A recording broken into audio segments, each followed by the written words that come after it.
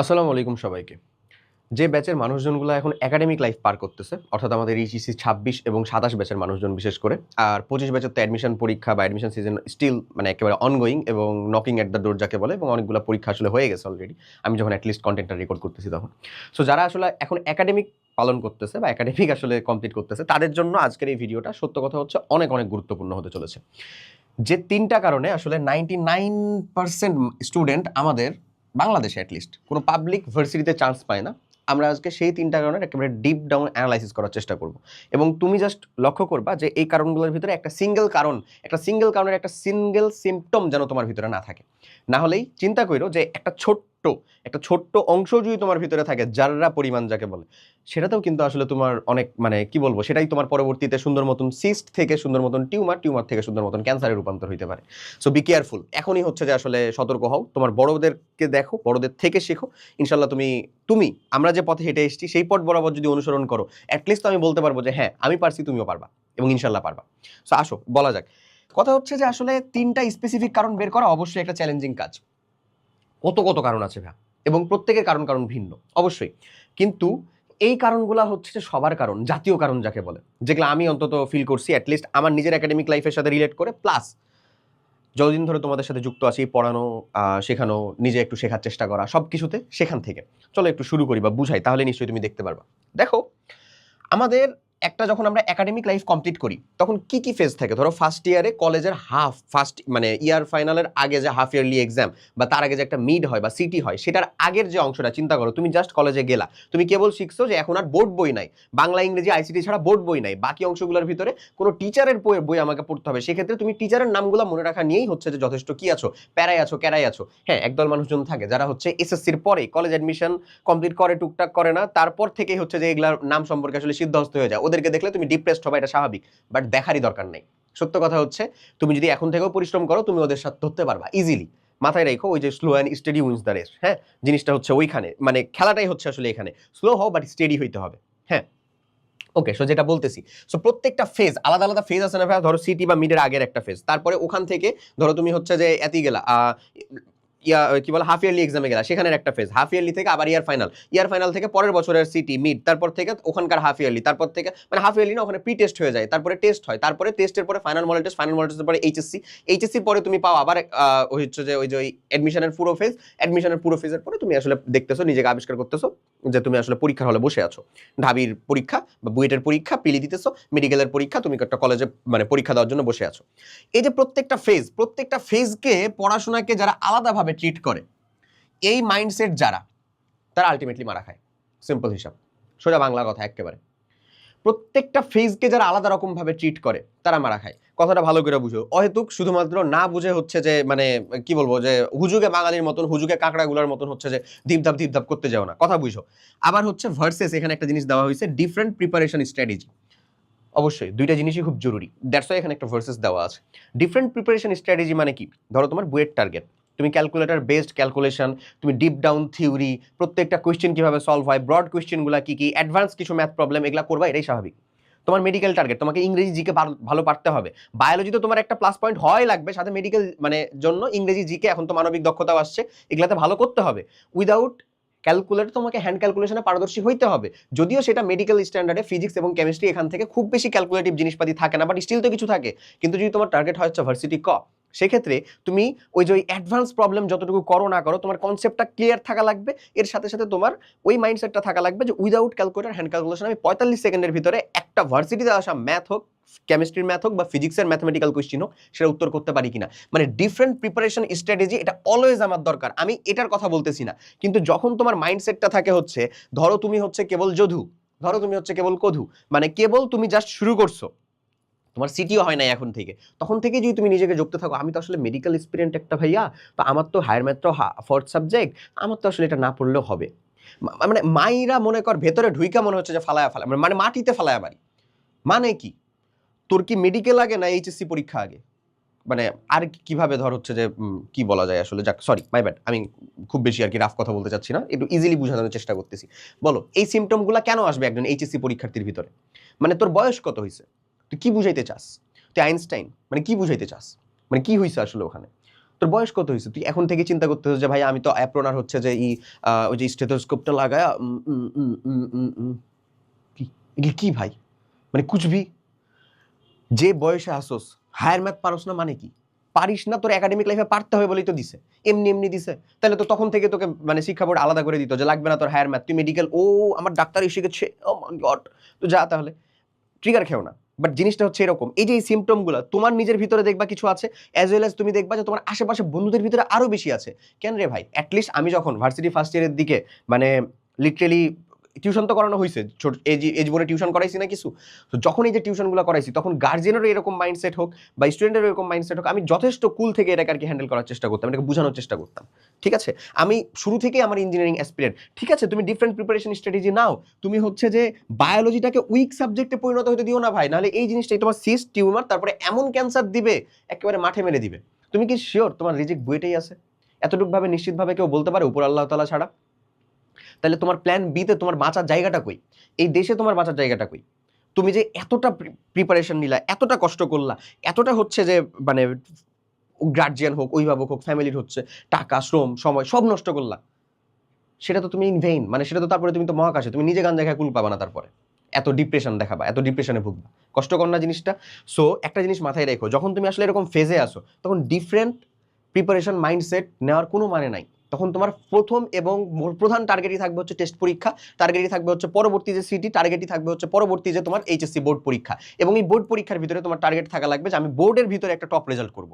এটাও তো একটা ভালো জায়গা রে ভাই, খালি অ্যাডমিশনের চান্স পাই সব, তার আগে বোর্ড পরীক্ষায় রেজাল্ট ভালো করতে হয় না?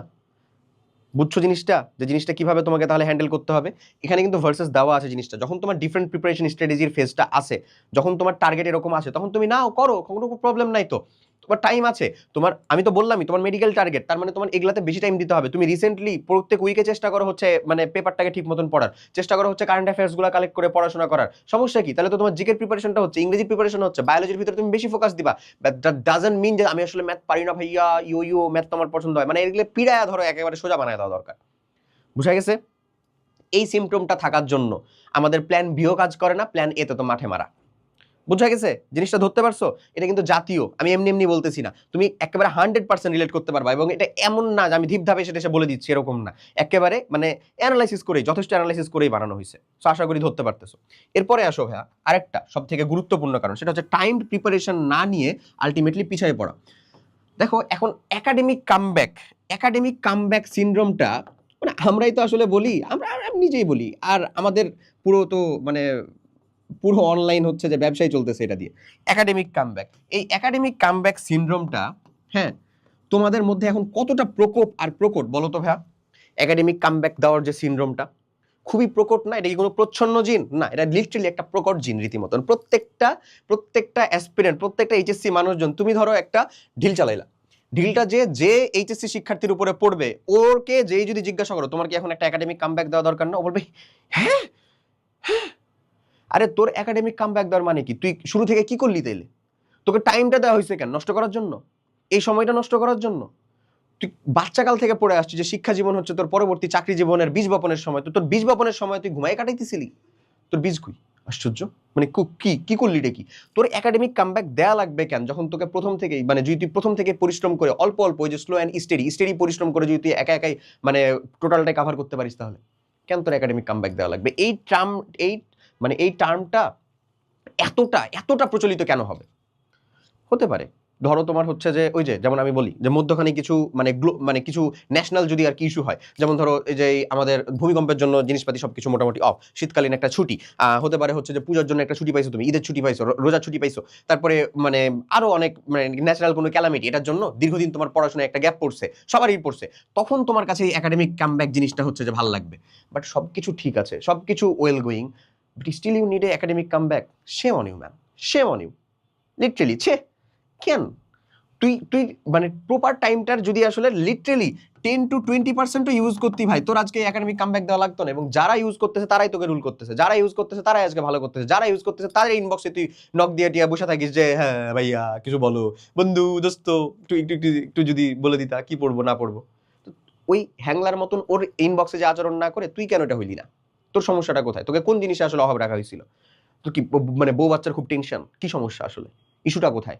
সো এই টাইম প্রিপারেশন না নিয়ে আলটিমেটলি পিছিয়ে পড়া মানুষজন নিজের একাডেমিক কামব্যাক দেওয়ার উপরেই এতটা বেশি ফোকাস থাকে যে আলটিমেটলি মানে ও যে এটা হচ্ছে যে ও একাডেমিক কামব্যাক দিবে মানে কি চান্স পাওয়ার জন্য পড়বে, কি করবে?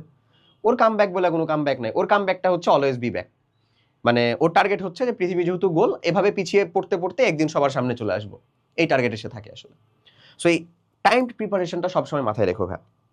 প্রত্যেক দিন পড়া জমানোর চাইতে চেষ্টা করো, এটা নন সায়েন্স হোক সায়েন্সের সাবজেক্ট হোক, প্রত্যেক দিন চেষ্টা করো যে ওই টাইমটুকুর ভিতরে তোমার দিন দুনিয়ার যত কাজ আছে, তোমার গার্লফ্রেন্ডের সাথে যত ঝগড়া হচ্ছে, তোমার হচ্ছে যে ফ্যামিলি টেনশন, ফ্যামিলি প্রেশার, যত যা কিছু হচ্ছে, যেটাই থাকুক না কেন, একেবারে কিয়ামত না হয়ে গেলে যতটুক তোমার দ্বারা সম্ভব ততটুক তুমি কমপ্লিট করতেছো। অ্যাটলিস্ট তুমি নিজের কাছে স্বচ্ছ থেকো, এটাই তুমি আসলে থাকো না। এই যে এখন মানে আমি তোমাকে এতটা বলতেছি, ধরো আমার কয়দিন পর থেকে ফাইনাল শুরু হবে, আমি আমার নিজের কাছে আসলে স্বচ্ছ থাকতে পারতেছি না, বাট বিলিভ মি, আমি এই যে আজকে ভিডিও বানাবো, আমি আজকে রাতে যে অ্যাটলিস্ট ঘুমানোর আগে মিনিমাম আধা ঘন্টা হলেও পড়ার চেষ্টা করবো, ইনশাল্লাহ করবো।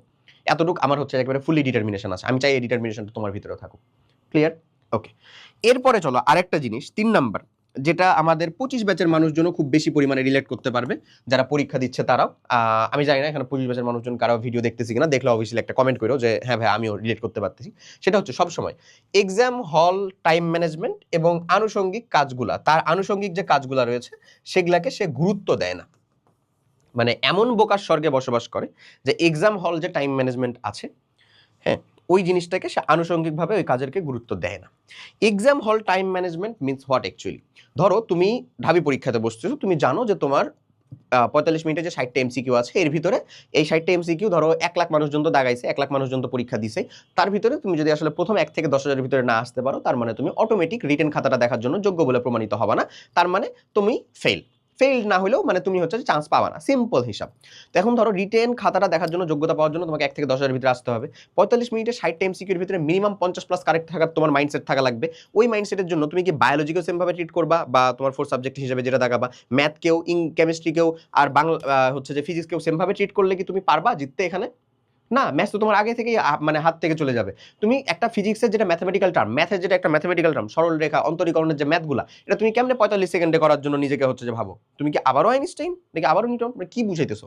নিশ্চয়ই না, অবশ্যই তোমাকে ওখানে টাইম দেওয়া লাগবে, এবং এই জিনিসটাই তো ভার্সিটি তোমার সাথে খেলে রাখছে। কেমিস্ট্রির একটা কনসেপচুয়াল কোয়েশ্চেন, বায়োলজির একটা কনসেপচুয়াল কোয়েশ্চেন উত্তর করতে তোমার 45 সেকেন্ড লাগবে না, উইথিন 20 সেকেন্ডের ভিতরে গোল্লা ভারত সহ করা পসিবল। যদি পসিবল হয়, তাহলে তারপরের টার্গেটটাই তোমার কি থাকবে? ওখান থেকে যে তুমি যে 35 সেকেন্ড বা 20 সেকেন্ড যে 25 সেকেন্ড যে বাঁচাচ্ছ, সেটা তুমি হচ্ছে ওই ম্যাথমেটিক্যাল কোয়েশ্চেন, ম্যাথের বা ফিজিক্সের ওগুলোর ভিতরে লাগাও, তাহলে তো তুমি ম্যাচটা জিততেছো, তাহলে তো তোমার জন্য উইন উইন সিচুয়েশন। সিম্পল হিসাবটা বোঝা যাচ্ছে না? তাহলে জিনিসটাকে তো জটিল করতেছি আমরা, জিনিসটাকে তো কঠিন করতেছি আসলে আমরা।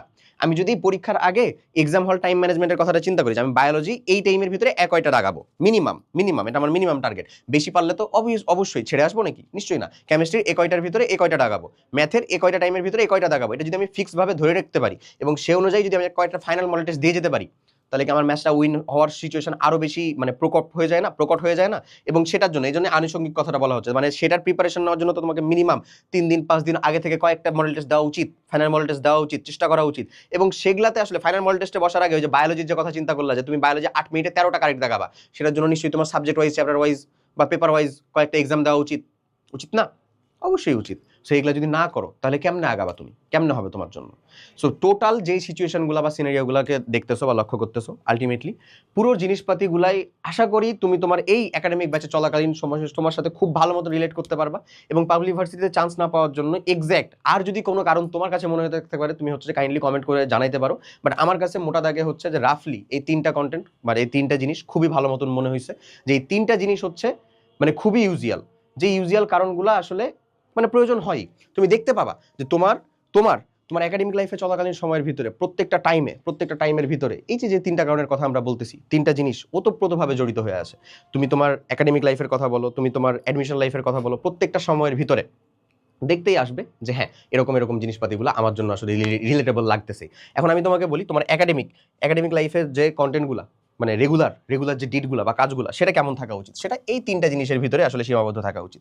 যদি কমপ্লিট করতে পারো, বিশ্বাস করো ভাইয়া, এই 3টা জিনিস থেকে তুমি প্রপার আউটপুট আসলে বের করে নিয়ে আসতে পারবা। হ্যাঁ, এক, তোমার প্রপার কনসেপচুয়াল ক্লাসেস, মানে প্রপারলি তোমাকে প্রত্যেক দিনের কন্টেন্টটা তুমি কমপ্লিট করতে পারতেছো। তুমি প্রত্যেকটা ক্লাস কমপ্লিট করার পরে সেটার অ্যাপ্লিকেশন বা সেটার সলভিং যে জিনিসটা অ্যাপ্লিকেশন, সেটার প্রয়োগটা আসলে কেমন, মানে একটা কনসেপ্ট তুমি পড়লা, সেটার প্রয়োগটা এক্সাক্ট কেমন হবে সেটা তুমি দেখতে পাচ্তেছো। এরপরে হচ্ছে নিজে প্র্যাকটিস, এটাকেই বলা হচ্ছে এক্সাম। সো তোমার 26 ব্যাচ 27 ব্যাচের মানুষজন, 26 ব্যাচের এখন রিভিশন দেওয়ার আসলে একটা উৎকৃষ্ট টাইম। সেটার জন্য আমাদের এই যে CRP program, capstone revision program, হ্যাঁ আমি এখন হচ্ছে যে ওই সেম জিনিস, মানে তোমরা যে পড়ার যে টাইম রেঞ্জের ভিতরে আছো সেটাকে গাইডেড করার জন্য আমি আমাদের একটা প্রোগ্রামকে সিম্পলি হচ্ছে তোমার সামনে সাজেস্ট করতেছি। তুমি ডেসক্রিপশন ও কমেন্ট বক্সে এটার লিঙ্ক পাবা, এখান থেকে ডেমো ক্লাসগুলোকে যথেষ্ট নিজে যাচাই করবা, দেখবা, বুঝবা, তারপর এটার সাথে যুক্ত হতে পারো। সব থেকে কম্প্যাক্ট ক্লাসে সব থেকে কম সময়ে একমাত্র সব থেকে বেশি কমন দেওয়ার যে নিশ্চয়তা, এটা আমরা হালকেনস্টাইনই হচ্ছে যে দেয়। এরপরে বলি ভাই, এরপরে হচ্ছে আমাদের 27 ব্যাচের যেটা একাডেমিক অ্যাডমিশন, মানে তোমার একাডেমিক লাইফের ফুল মহা ঔষধ, টোটকা, থেরাপি সব কিছুকে হচ্ছে হিসাবে সিম্পল যুক্ত করতে পারো হচ্ছে এখানে, আর কিচ্ছু লাগবে না। এটার ভিতরে তুমি তোমার ইন ডিটেলস ক্লাস, মানে এত টাইপের ক্লাস আছে, সেগুলোকে কমপ্লিট করার, একাডেমিক ক্লাসগুলোকে কমপ্লিট করে যেতে পারলে আল্লাহর নামে তুমি হচ্ছে যে ভালো রেজাল্ট করতে পারবা সব জায়গার ভিতরে। সো সেটাও ডিসক্রিপশন ও কমেন্ট বক্সে লিঙ্ক পাবা। এবং এই সকল গাইডেন্স ইনশাল্লাহ তুমি আমাদের দিক থেকে, আমাদের তরফ থেকে অবশ্যই টিল দ্য এন্ড ইনশাল্লাহ ফ্রিতে পাবা। এবং তোমার তোমার যে প্রবলেমগুলো বা ডিফিকাল্টিসগুলো তুমি ফেস করতে, সেটাকে তুমি আমাদের কমেন্টে জানাতে পারো, সেটাকে আমরা ইনশাল্লাহ সলভ করার চেষ্টা করবো। সবাই অনেক ভালো থাকো, দেখা হবে নেক্সট কোনো একটা ভিডিওতে। আশা করি আজকের লেসনটা তুমি খুব ভালো মতন তোমার নিজের লাইফে ইমপ্লিমেন্ট করে কাজে লাগাবা। টিল দেন, আল্লাহ হাফেজ, আসসালামু আলাইকুম।